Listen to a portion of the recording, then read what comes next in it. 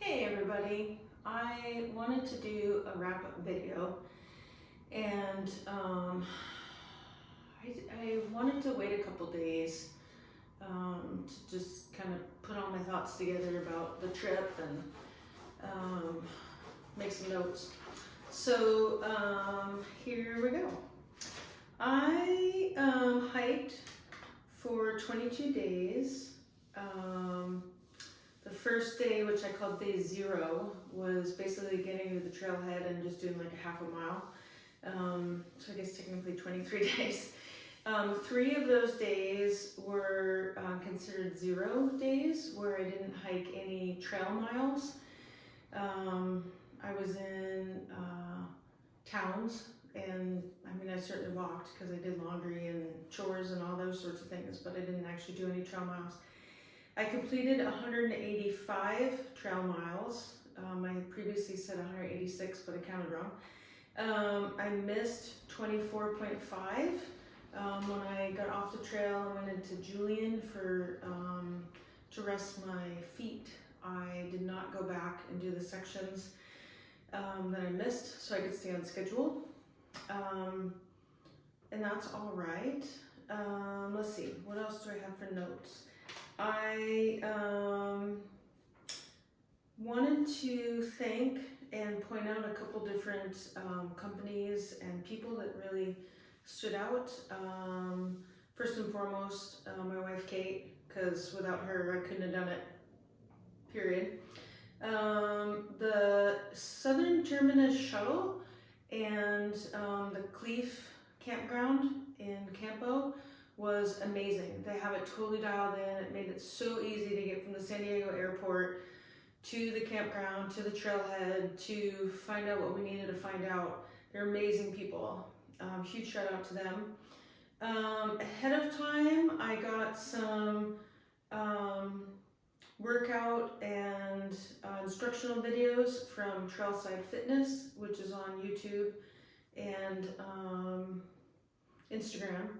And Blaze Physio, who's also on mostly Instagram, some YouTube stuff. I wanted to add this in that I wanted to give an additional shout out, God bless you, Maggie, to Blaze Physio. I saw her in Idlewild and I was having a really hard time with my feet, and within like 10 minutes she had it completely diagnosed.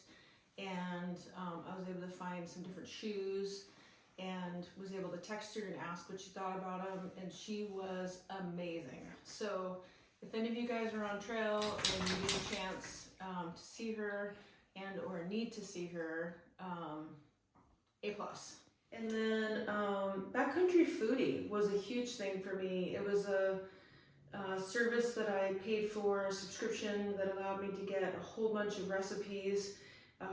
You can select, for me, I selected gluten-free options, and I think all of my breakfasts I had on trail were made from recipes I got from Backcountry Foodie.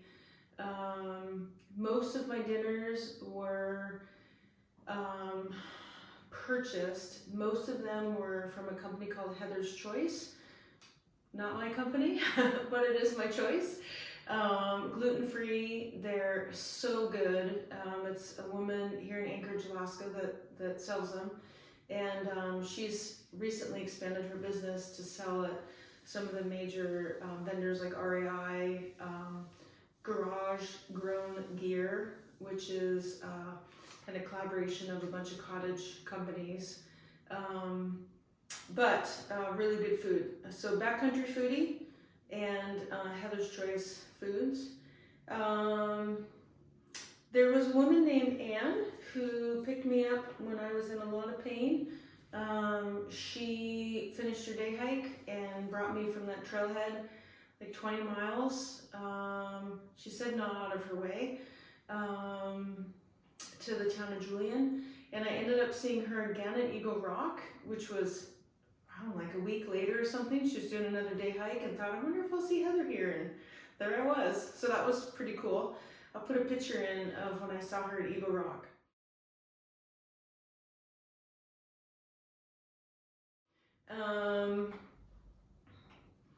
2 Foot Adventures in Julian was a huge help. I can't remember the gentleman's name who runs it, but his partner Mary talked to me on the phone about my foot problems. Super, super awesome people. There's a gluten-free apple pie. I ate the entire thing. That was from a company called Apple Alley Bakery in Julian. If you're gluten-free and you want a good apple pie, man, that's the place to go. I also made a list of my top 5 things from the trip. I did this when I finished my Oregon trip, and I thought I'd do that again. So my first one is, and I'm not always great with words, but I really found an inner peace with myself on the trip. When I did Oregon, I had a lot of fits and starts because of the smoke and because of other folks joining in and timing with other folks, and I did get maybe, I think, 3 days by myself, but I didn't get a lot of reflection time in that time frame, and so I didn't quite fulfill whatever it was that got me out on the trail to begin with. And for a long time I've had this desire to do the entire Pacific Crest Trail, 2,650-ish miles, and I didn't really know why I wanted to do it. When people asked me, I would say, well, I like doing long distance things and I like challenging myself, and all that's still true. What I found on this trip, because I did spend a couple weeks mostly by myself, hiking during the days by myself. I met a lot of friends on the trail, but I spent a lot of time by myself, and I did really well. When I was in my 20s and maybe even early 30s, I wasn't very good at spending a lot of time by myself, and I thought that I had changed, but I kind of wanted to test that, and it was great. I didn't have any negative self-talk. I coached myself. There was a couple days I was feeling really down, but it wasn't down on myself. It was just homesick and those sorts of things. And in this trip, I've realized that I don't need to do the entire Pacific Crest Trail. I just needed to find that within myself. And I'm at peace with that. I no longer feel like I need to do this huge thing to prove something to myself. I will continue to backpack. I love backpacking. I just don't have this drive that was there before, and it feels really good. It's very calming, very peaceful place in here. So that was number 1. The rest aren't going to take that long to explain. Number 2 was the view of San Jacinto when I came around the north side of it. I did get emotional when I got there because I was so proud of myself for what I had accomplished. And I'm currently in my workout room, and behind the camera I have some pictures of adventures, things I've done to help inspire me while I'm working out, and that's definitely going on the wall. My third favorite thing was all the amazing people I met and the new friends that I have. Everybody says that, oh, you meet all these people. I don't tend to care for small talk or chitter chatter with people I don't know. But it was just a completely different environment, and I found myself being quite social in the evenings, and really enjoying that camaraderie that everybody had. And it didn't matter if you're old or young or anywhere in between, or what your race was or your politics or anything. We're all just out there trying to do the trail, and it was a really cool bonding experience. Meeting these new people. In particular, some of those friends are my kids. So if you've watched my videos, you know I adopted 3 kids on the trail. Satara and Eric and Mount. And then there's 2 Julies. One is Julie and Bob from, I believe, Ohio. Pretty sure Ohio. And another Julie who's from California, Dan from Vancouver, Piper from Austin, Texas. We hung out for a good couple days.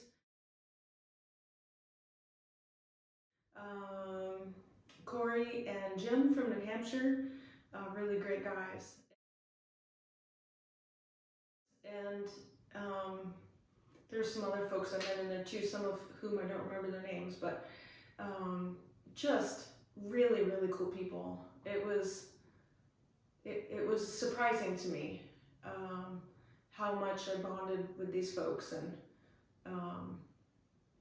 appreciated what they were doing. Let's see, number 4 on my favorite list was the diverse scenery, and it was 185 miles long, but because of the elevation gains and drops, it was still desert and we were still in Southern California, but because of those elevation drops, I went from like just hot desert cactuses and rattlesnakes to huge trees and forest in the San Jacinto wilderness and everything in between, and that was really cool. I liked seeing that. And number 5 most favorite thing was not breaking my leg on day 20. I post-holed and fell, and thankfully all the stars aligned and my leg swung in the cavity underneath the snow and caught me on the snow, so I didn't slide down, I didn't break my leg. It was all very quick, but it was, I was very lucky. It was a very close situation. So what else do I have on my notes? What's next? So this August, Kate and I have a trip planned with a company, an outfitter called Alaska Alpine Adventures, and we're going on a 7-day kayaking and hiking trip in Lake Clark National Park, which is here in Alaska. It is expected to be absolutely gorgeous, and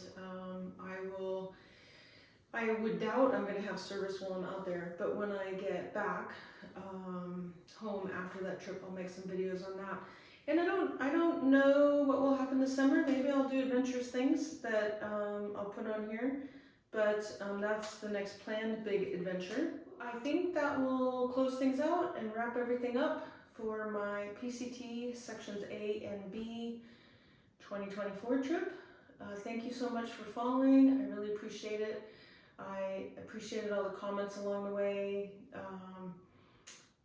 and I think that's it. So until the next adventure, take care and enjoy your summer. Thank you so much.